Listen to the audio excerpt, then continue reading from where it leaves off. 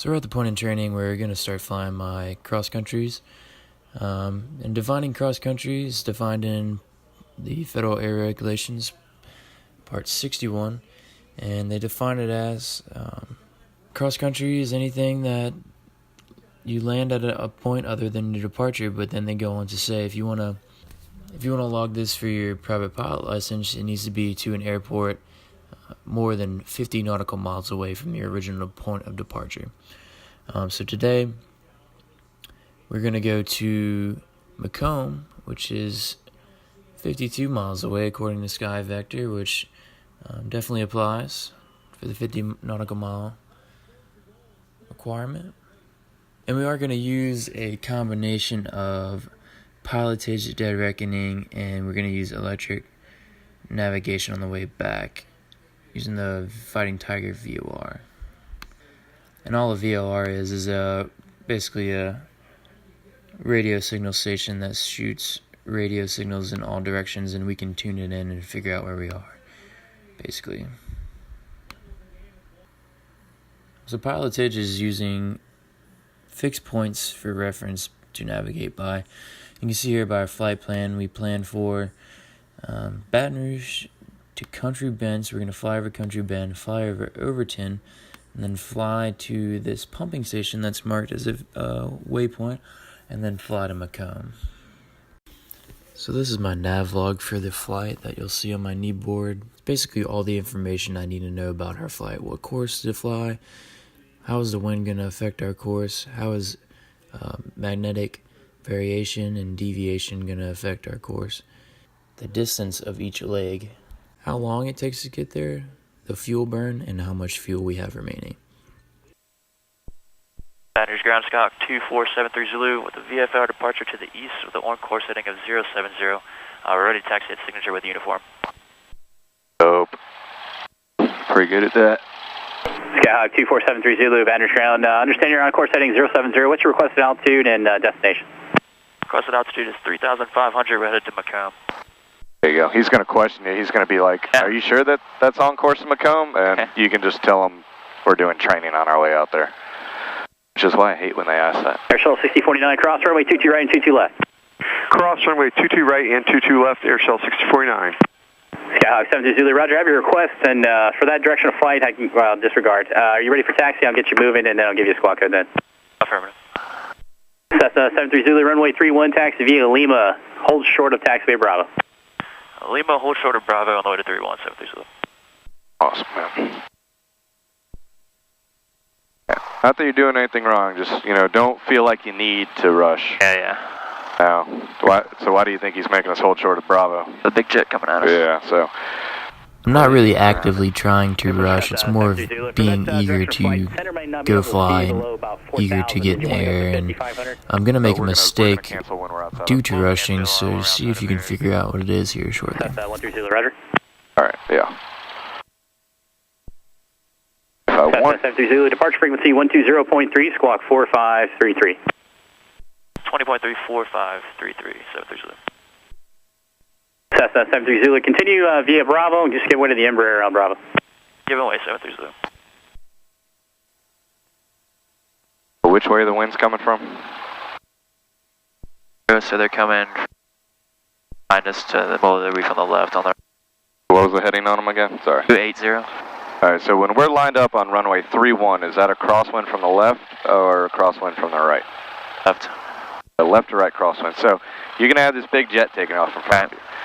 So a little tip that you can do is when you take off, you can kind of, because we don't have any parallel runways, you can kind of sidestep into the wind a little bit. So if you have a wind from the left to the right, once you get airborne, you get a couple hundred feet underneath you, you can just kind of step off to the left side of the runway because all of his wake vortices are going to be moving downwind. Okay. So you want to, if you move upwind from them, you shouldn't be in them.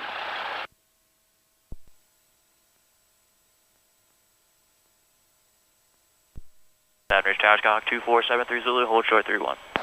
Skyhawk 72 Zulu, Roger, hold short, runway 31 for departing traffic. Hold short 31, 73 Zulu.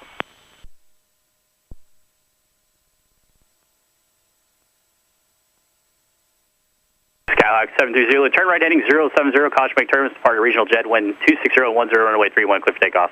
Alright, turn 070, runway 31, clear for takeoff, 73 Zulu. Awesome. Turkey 776, turn left base your discretion, Skyhawk traffic, departing prior to your arrival, wind 26010, runway 31, clear for the option. Oh, that's clear. Clear for the option, runway 31. Clear on my side. Air Shuttle 6049, contact departure, have a great day. Departure, you as well, Air Shuttle 6049.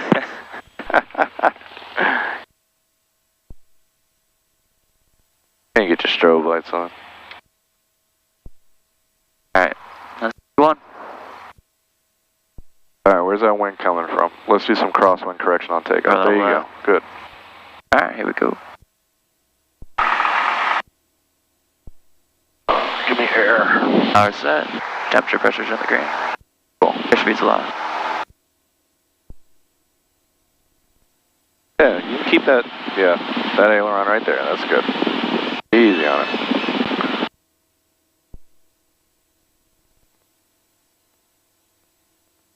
Alright, cool. So if you want to just kind of mosey on over to the left a little bit.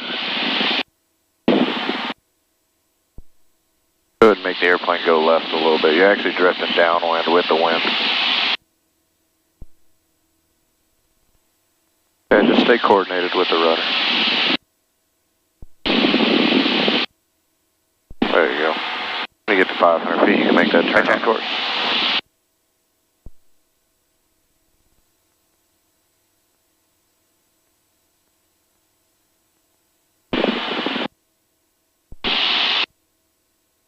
That's 73 Zulu, reset transponders, squawk 4533. 4533, 73 Zulu. That's what happens when you get in a rush. So there it is, that was my mistake. The tower gave me the transponder code while we started to roll for taxi, and I didn't put it into the transponder. So they called me up and said, hey, I need you to reset your transponder to the squawk code we gave you earlier. Go to departure 73 Zulu, let's see.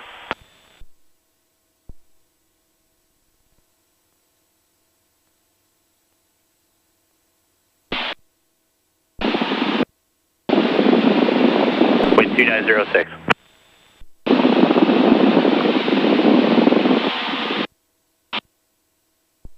Standard departure Skyhawk 2473 Zulu, 900. Skyhawk 2473 Zulu, Baton Rouge departure, radar contact.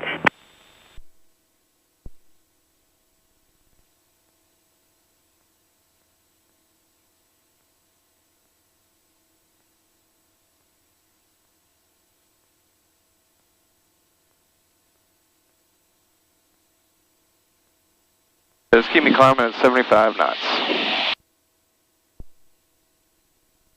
Try and do it as much by the book as possible. Houston Center 126.35. 2635, Air Shuttle 6049 today. Skyhawk 73 Zulu, resume on navigation. On navigation 73 Zulu. So now we're no longer legally bound by that 070 heading, even though that heading is what we wanted anyway. Okay. So pretty much, keep it climbing. When you get to 3,500 feet, we'll make adjustments. We'll figure out where we are. We'll try and find Country Bend or the A-meet, and then we'll get on course. I like doing it. You know what? Let's have some fun. Let's turn off all the GPS, man. Let's see if we can navigate the good old-fashioned way. Yeah, because I'm going to be looking over there. Well, it did say it have a quartering left tailwind, so that agrees. They're saying the winds, they were calling the winds on climb out at 280 at 6. Which I'd agree with. I think you can kind of change up some of the wind settings. What you're saying? As a component. 275 at 6, that's pretty good.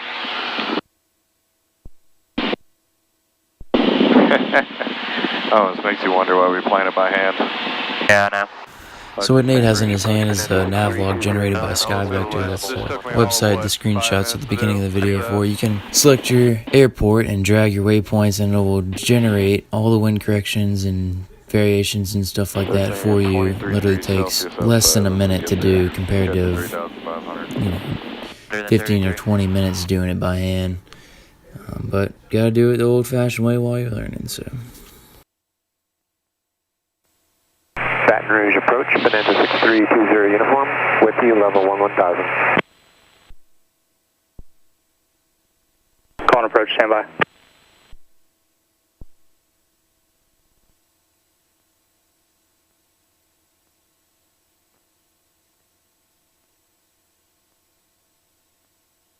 Call and approach again. 6320 uniform, checking in, level 1000. November 6320 uniform, Baton Rouge approach, Baton Rouge altimeter 29990. 29990. By the way, you know, because it's got times on here, you know, estimated time en route 4.7 minutes, you know, 1.6 minutes between our top of climb and Country Bend. Your timer, TMR/rep, timer reference, and if you hit enter, it'll start a timer. Okay. So, and then stop, reset, it'll do all that. So when you know, you're leveling at 3.5 right now.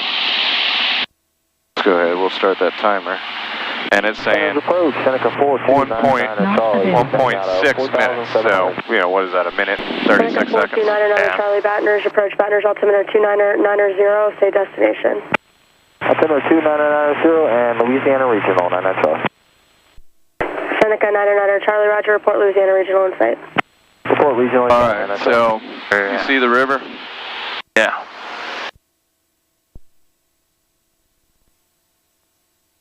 I'm going to cheat on my side. I'm going to see how close we actually are, but if you see it.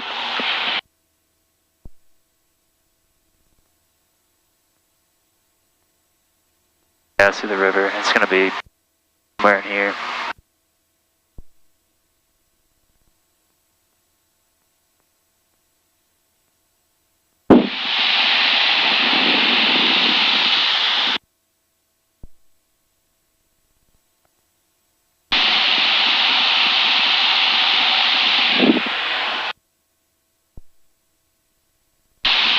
I think I see it right there. So you see this loop in the river? Yeah. And then you see that it goes right in between those two lakes? Yeah, that's it. That's it. Baton Rouge approach. Yeah, that's it. Expect the visual approach runway 3. So that image is really poor quality at that point, so we'll go. And they're, you know, right at 1:30. So now go to your next heading, which is what? 3803. Alpha Roger. Turn 10 degrees left vector for the visual approach runway 31.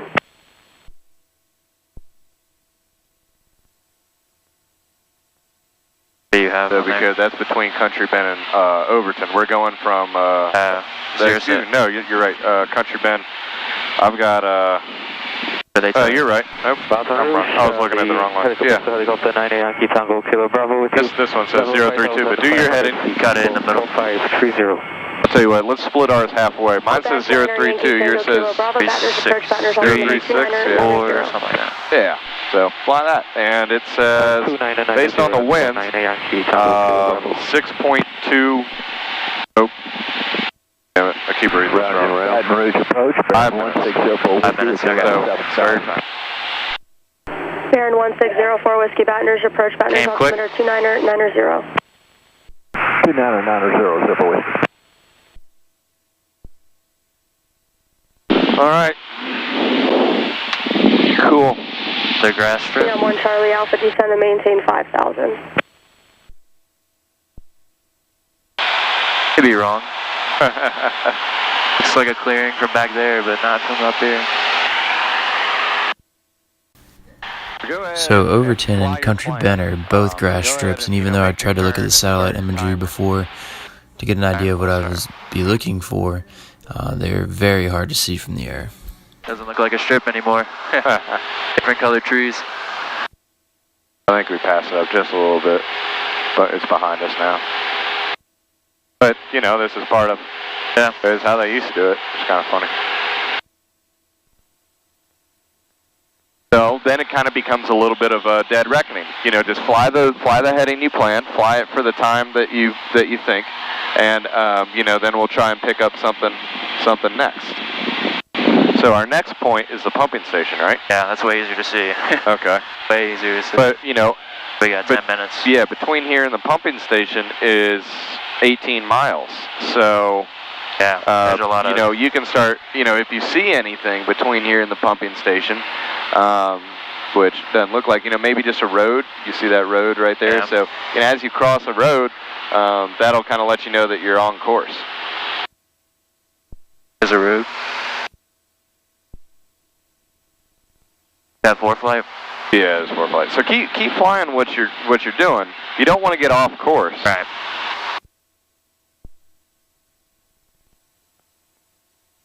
So it's hard too because of the haze. Because you something. Like I thought that, I don't know if you can see it, but different colored. Maybe it's marshland. I thought that was a strip because of the different colored grass, but it's not. And I overlaid your course on, because if you had a sectional, we would have had the pen. The draw line, yeah. How's it looking? We still on course? We're looking pretty good. Looking good. Cool. Let's see, 6 minutes there. All right, looking forward to that pump station. Perks of the G1000 having XM radio. Alright, I want to fly right over a pumping station. Yep, that's it.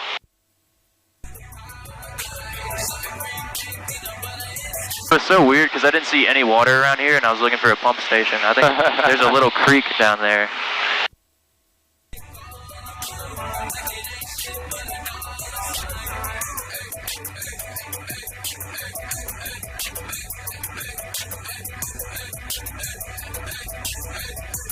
Got 049 on mine. Yeah, I got 043. Okay, then no. Alright. How far away are we from McComb? 18. Alright, cool. Why don't we, this is a good time to, once you get on course, you can get your weather and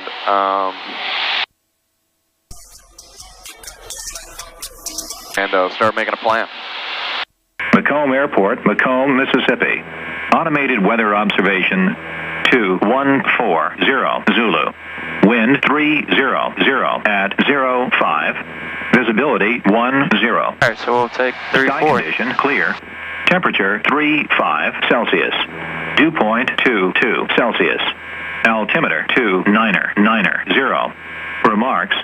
Density altitude 2,800. Thunderstorm. If you're landing on the north runway, how are you gonna, or the northwest runway, how are you gonna enter the traffic pattern?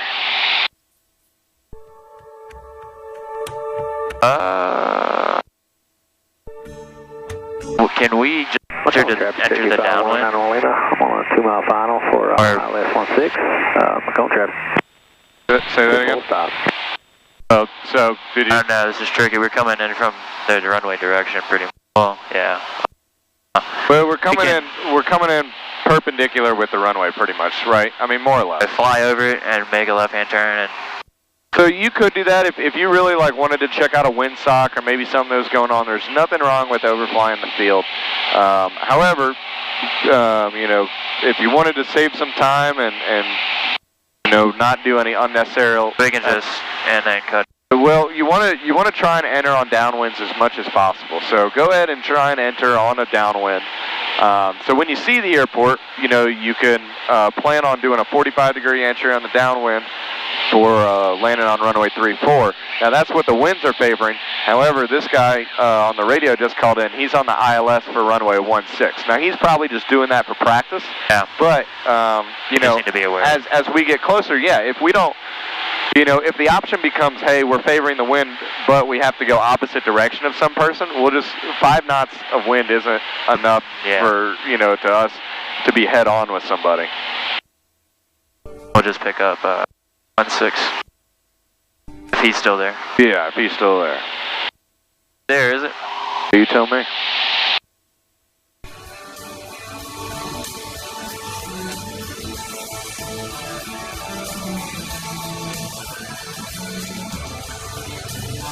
I'll say it is. I'll say we start. McComb traffic, Skyhawk 73 Zulu, 5 miles to the southwest. You can enter the left downwind for runway 34, McComb. Good. What I would do is, we do want to practice entering on a downwind. So what I would do is I would creep a little bit to the left here. That way you can actually enter on a downwind. That's a lot faster than I thought it would be. Yeah. And I want you to show me a soft field landing. You got plenty of runway here, so just do a soft field landing. You know, keep that nose wheel off the runway as long as practical. You know, you don't want to tail strike it trying to do it, but, you know, keeping the nose up. Yeah. And, you know, leave the flaps down, minimum use of braking.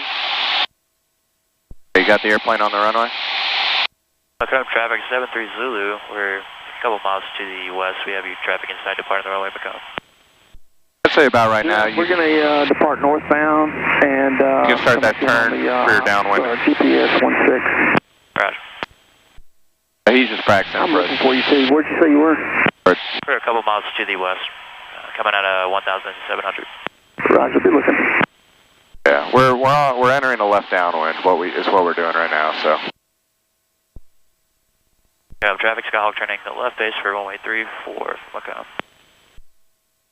Jackson Air traffic, Baptist Light Flight 4, 10 minutes to the south for Baptist Hospital, Jackson. Flaps right. Flight 4. Plenty of runway. We're doing a full stop landing. I want a soft field landing.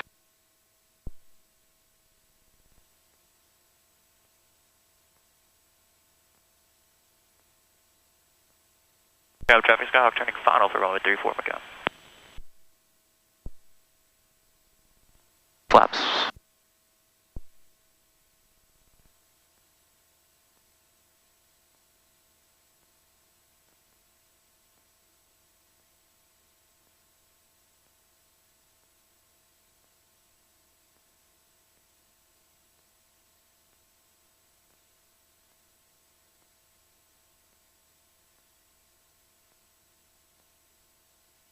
But don't start raising that nose just yet. Watch your airspeed as you do this. See? Already getting slow. Power. Power. There you go. Alright. I'll give it another shot.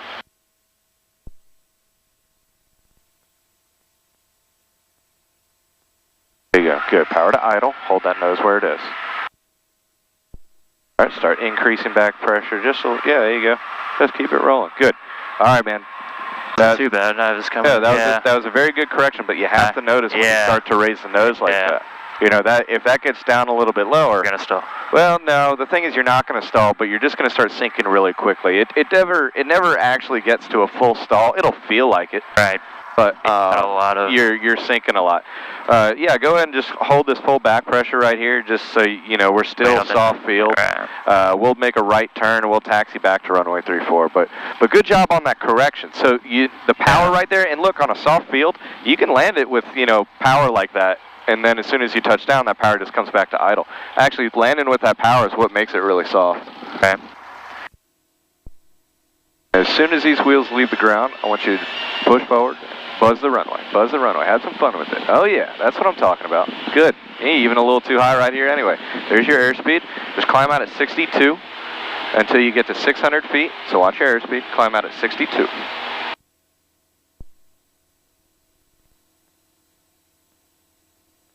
Almost there.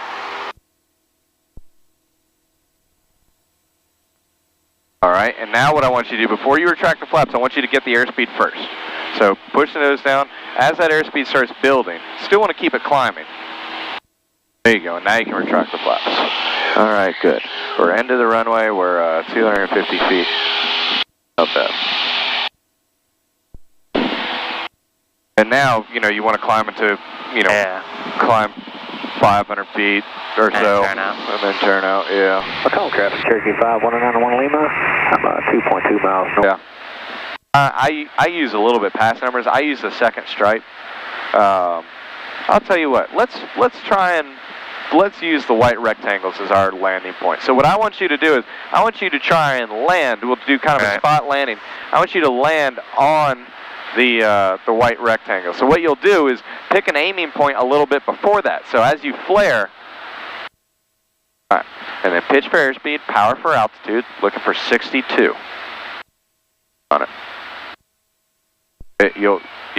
So it's starting to drop. So power to correct the loss, and then pitch down a little bit. It's okay to pitch down. Right, come back to center line.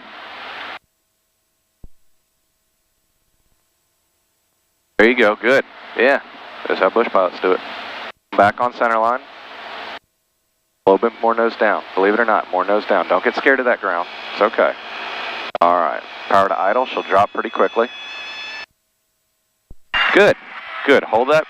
Actually, so simulate max braking. Simulate back, flaps up, get on the brakes. Yeah. But we'll just roll out. We'll just keep it rolling. Very good, very good. So, all right, look, that was a short field. 730, where are you parking? Signature. Cessna 730, turn left taxiway Bravo, cross runway 22 left, contact ground. Cessna Bravo, cross 22 left, full contact ground, 730 left. Actually, on that landing, it floated a little bit longer than I thought it would. I thought as soon as you pulled that power out that it would kind of be right there on the ground. I think that's why I didn't pull it out. I don't think I pulled it out as fast as you thought I would because I knew it was gonna drop. Good, and honestly, if you're dragging it in with a lot of power, I bring it back slowly because I don't want it to drop out of or plop onto the ground. I just don't go over any grates. Yeah, it's not that the grates are going to collapse or anything. It's that the wheel, the prop. If the airplane dips down, the prop might strike. AC 5509 to Atlanta Hartsfield Airport as filed. Maintain 5000.